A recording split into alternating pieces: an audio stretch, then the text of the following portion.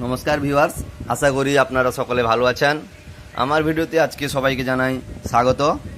তো বন্ধুরা, আজকে আলোচনা করব নিরামিষাশী যারা আছেন, যারা নিরামিষ খাদ্য গ্রহণ করেন, তাদের পথ যে নিরামিষের উপরে কত রকম খাদ্য রান্না তৈরি করা যায় সেই বিষয়ে নর্মালি বাড়ির জন্য। তো আমি শুরু করছি। প্রথমে আপনারা সজনে শাকের ভাজা, বাঁধাকপি দিয়ে নানা রকম তরকারি, সয়াবিন দিয়ে তরকারি, কলমি শাক দিয়ে তরকারি, কলমি শাকের ভাজা, কুমড়ো দিয়ে তরকারি হতে পারে, ভাজা হতে পারে, পনির দিয়ে তরকারি। তারপরে আছে হিঞ্চে শাক দিয়ে ভাজা করতে পারেন, চচ্চড়ি করতে পারেন, শশা ঘন্ট করতে পারেন, শশা কেটে খেতে পারেন নর্মালি। তারপরে আছে পুঁই শাকের ঘন্ট করতে পারেন, পুঁই শাক ভাজাও খেতে পারেন, পুঁই দিয়ে ঝোল খেতে পারেন, লাউ দিয়ে ছেঁচকে খেতে পারেন, লাউর ঘন্ট খেতে পারেন। তারপরে আছে লাউ শাকের ভাজা আপনি খেতে পারেন, এছাড়া মলা করেও খেতে পারেন, মলা বলতে চাটনি করে খেতে পারেন। তারপরে কলা গাছের মজার ঘন্ট খেতে পারেন।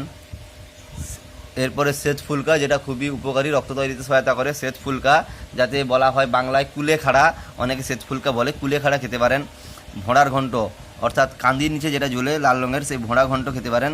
এরপরে আছে শুশনি শাক, গিমা শাক, সিজনের উপর এগুলো নির্ভর করে পাওয়া যায়, তো এগুলোও খেতে পারেন, খুব ভালো ভিটামিনস পাওয়া যায়। এছাড়া তেতা জিনিস শরীরের পক্ষে মাঝে মাঝে ভালো।